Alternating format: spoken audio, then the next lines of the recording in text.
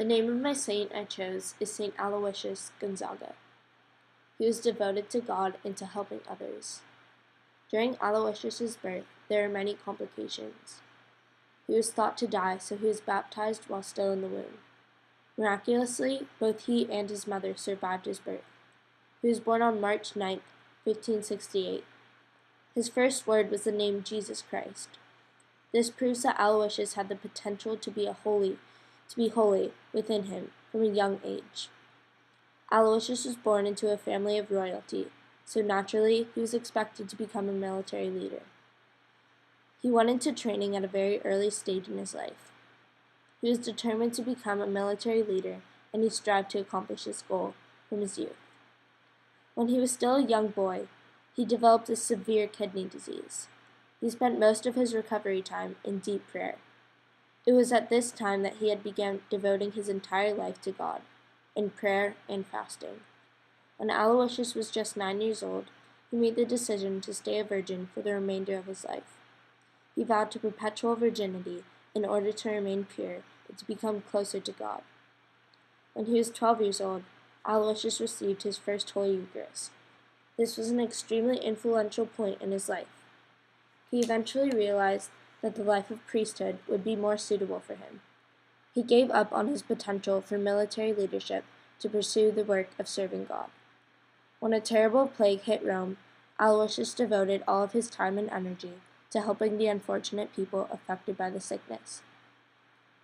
Consequently, he was infected with the virus. The sickness ended up killing him in 1591. Unfortunately, he died before he could accomplish his goal of successfully becoming priest.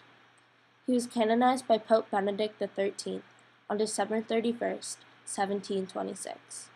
We celebrate his feast day on June 21st. He is a patron saint of the AIDS virus.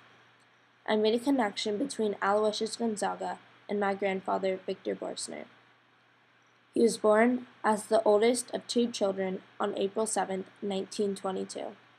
He grew up in Los Angeles at the time of the Great Depression. This was obviously a very economically difficult time to live, so he shared a house with 11 family members. Victor was a deeply religious person and came from a devout Catholic background.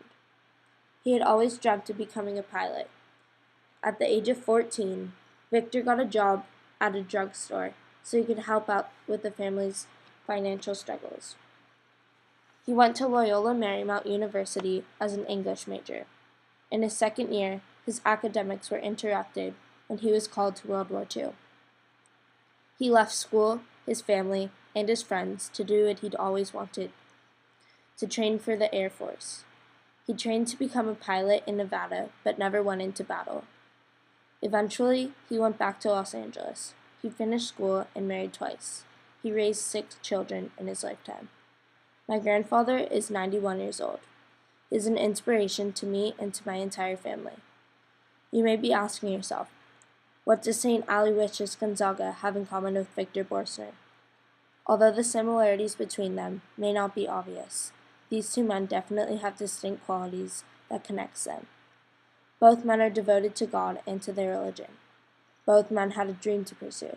And lastly, both men ended up in unexpected places in their life. They're both incredibly inspirational.